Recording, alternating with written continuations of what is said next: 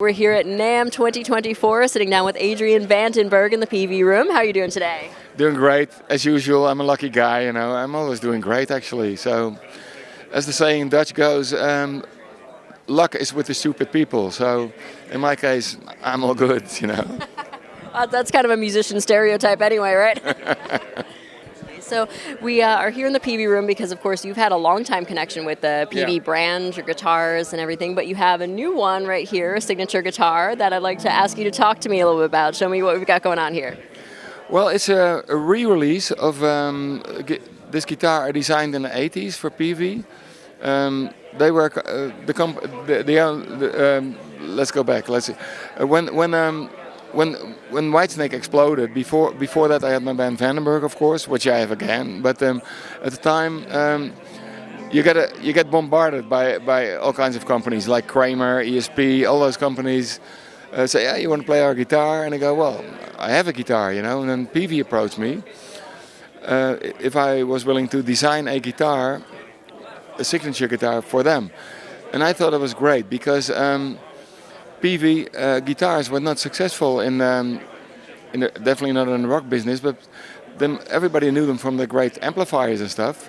But as far as the guitars, you know, some bass players, but not rock players. So I thought there's a challenge there to come up with a guitar that is sexy and that sounds great and that really is a serious rock guitar, but that has its own character. Because what I found. I used to be a designer before. That was my job, you know. I taught art at schools and at academies, and I worked as a graphic designer and stuff. So I've always been into shapes and forms and the way things feel. So I thought I wanted to come up with a guitar that from a big distance you still would recognize for what it is, like a Les Paul or a Stratocaster or a Telecaster. When you're miles away, you still say, "Hey, this is a Telecaster." So I wanted to have a different shape. Plus, I wanted to have the opportunity to have it sound like a Gibson Les Paul, but at the same time, with a switch, just make it sound like a Stratocaster, whatever you needed, you know. So the shape was very important to me, and the way it feels like when you play it. It has a really thin neck. I was never very much into those really clunky necks, you know, where you feel like you're playing a baseball bat. So. I wanted it to be elegant and sexy and at the same time have an attitude. So, as you can tell, it's got a very recognizable shape. I had those violin cuts in there because classical music has always been important to me, and it shows in my playing. My style has got classical elements in it because of my dad and my sister. They're classical piano players, professional. Well, my sister professional. My dad was a passion, you know. So I thought it was a nice link to do it like that and make it sexy, basically, because rock and roll without sex is useless. So you don't want to play a baseball bat. It's not, or a tennis racket or something. So that was my point to design this. But I was on the road. That Whitesnake tour lasted a year and a half. So. What I did is I put big pieces of paper on the walls of my hotel room and started drawing shapes, you know. And every time when I was in the next hotel room, I put the paper on the wall from the day before and think about it. Go, do I like it? If not, what is it that I don't like about it? And what is different than any other guitar? So. In the end, after sketching, I come up with this shape, and I'm still really happy with it. So now it's re-released with a couple of minor differences. Like first of all, the Seymour Duncan pickups on it now, because at the time I noticed that a lot of people who were really happy with the guitar, they changed the pickups, and very often people go to Seymour Duncan pickups. So I suggested to Peavey, you know, let's put Seymour Duncans on it. So. People are going to be happy right away, you know, most people. And there's a Floyd Rose on it because at the time there was a Kaler on it, and people found it really hard to find the parts for it. So you know, when you're in the Midwest or something and something breaks down on your tremolo system, people can't get the parts, So with a Floyd Rose, you can get them anywhere. And those are basically the only two differences. Everything else is the same, It's still the same great guitar. And I'm really happy also because since they stopped producing it, which was in the early 90s, there doesn't 3 days go by or through DM messages on my social media, people asking, hey, do you still have any of those Peaveys? Are you wanting to let one go? And I go, no, I only have 5 left, so didn't want to sell them. So for those people, it's really great that it's back on the market again. I'm sorry, I sound like a second-hand car salesman, but I'm just really excited about the guitar.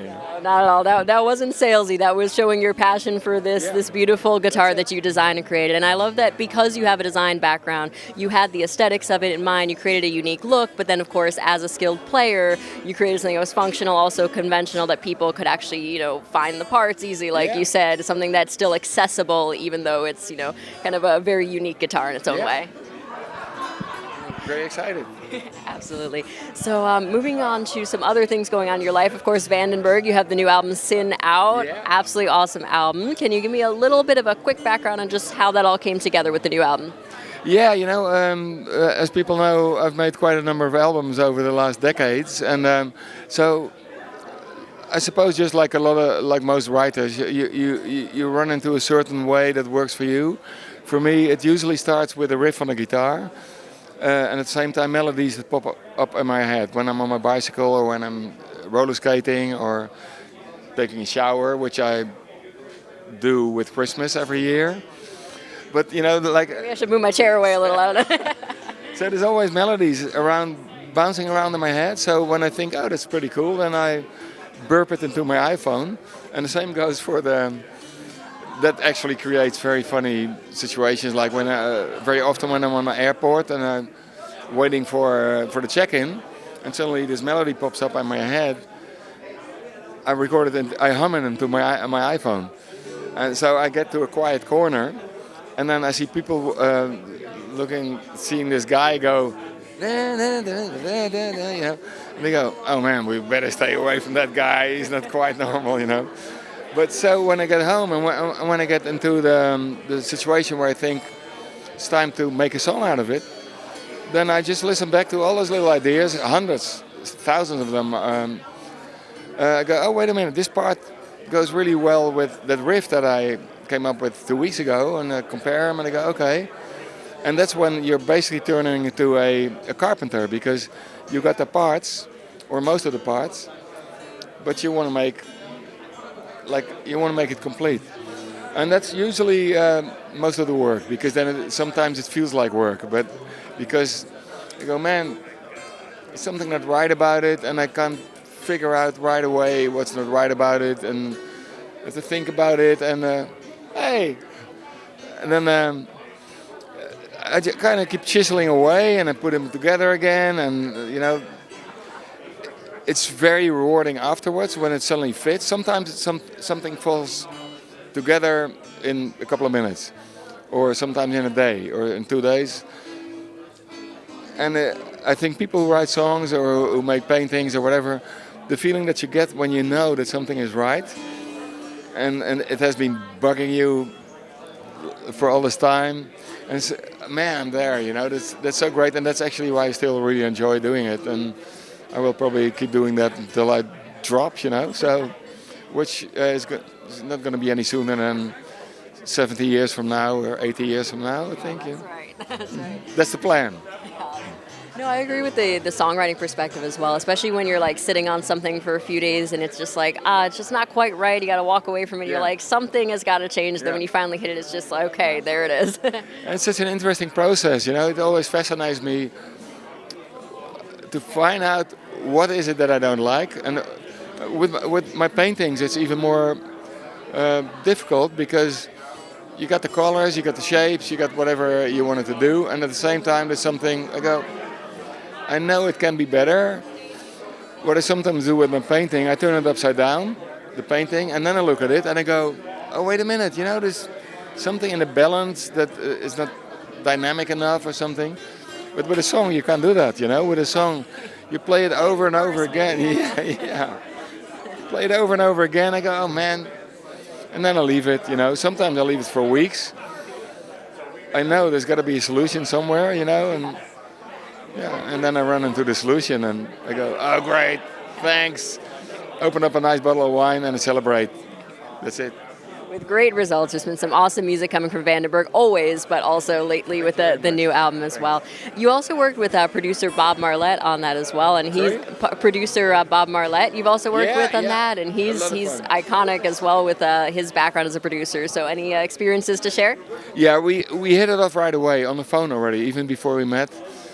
And we became really good friends, and it's great to work with friends. You know, life is too short to work with assholes. You don't want to do that, you know, so it's not inspiring either.